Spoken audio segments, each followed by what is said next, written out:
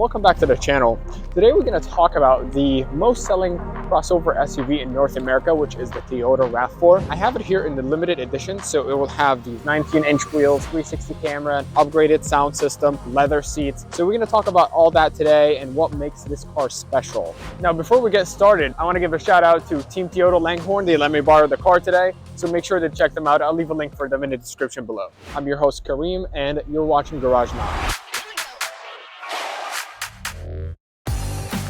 So talking about the design of the car, it's not overly aggressive or overly boring. It will please everyone, and that's one of the main selling points of the car. Everybody will like the design of the car. Nobody will hate on it because it's pretty average, kind of timeless. It's not, like I said, overly aggressive at all or overly boring. So one other thing that I like about the exterior of the car is this blueprint color.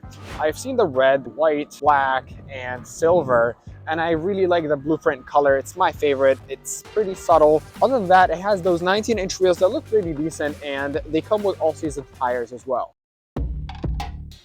All right, let's talk about under the hood real quick. This car features a 2.5-liter four-cylinder engine that will produce around 203 horsepower. It has an all-wheel drive system, an 8-speed automatic transmission, and will get you around 28 miles per gallon combined highway and city. Now let's take a look inside the interior, shall we?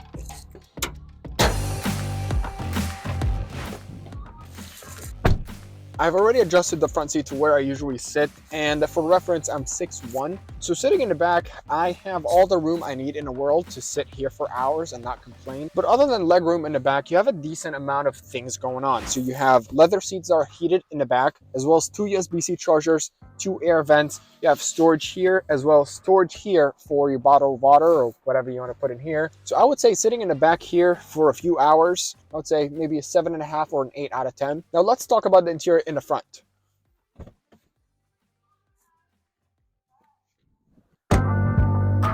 So once you hop in on the driver's seat, you're not going to notice a big difference between this car and the previous model year. So you'll see here, you have your back button, the call button, you have lane departure alert right here, as well as cruise control settings. In the bottom right corner, you see that you have your heated steering wheel, and then there's also the camera button that will bring this view to the car. I don't think I can I touch it? Oh yeah, I think I can touch it. Oh, I think it's pause and play, and that's it. Other than that, you have your automatic high beams. This is to control the brightness of the gauge cluster. You have a full digital display. You can change the different information that you're looking at on the left side, on the center, or on the right side. You have dual climate zone, so I can have my driver's side on 72 degrees and the passenger could have their side on 75 degrees. You also have automatic fan control, as well as heated and ventilated front seats. And right here you see different drive modes, so eco, normal, and sport, and also different drive terrains. So mud and sand, rock and dirt, and then snow, and then there's this icon, which I have no idea what that means. If you know what this icon means, make sure to leave a comment down below. And then the gear selector actually feels nice. It's pretty solid. It doesn't feel flimsy or anything like that. And then you have automatic e-brakes, so whenever you put it in drive, the e-brakes will disengage, and whenever you put it in park, the e-brakes will engage automatically, as well as a wireless charging pad right here. And then moving from here to down here, you get 2 cup holders, as well as 2 USB-C chargers that I'm using one of them to charge my phone because my phone died while I'm recording. Alright, driving the 2024 RAV4 Limited. Driving in eco mode, I'm getting around 30 miles per gallon, which is quite nice. You can't really feel the road, you can't feel the bumps. It's pretty high off the ground. I drive a Golf GTI, so it's much higher than that. It's not like a full-size SUV height, but you still get to feel, you know, you're elevated off the ground. And like I said in the beginning of the video, it's a pretty average car. It's not really gonna unplease anyone.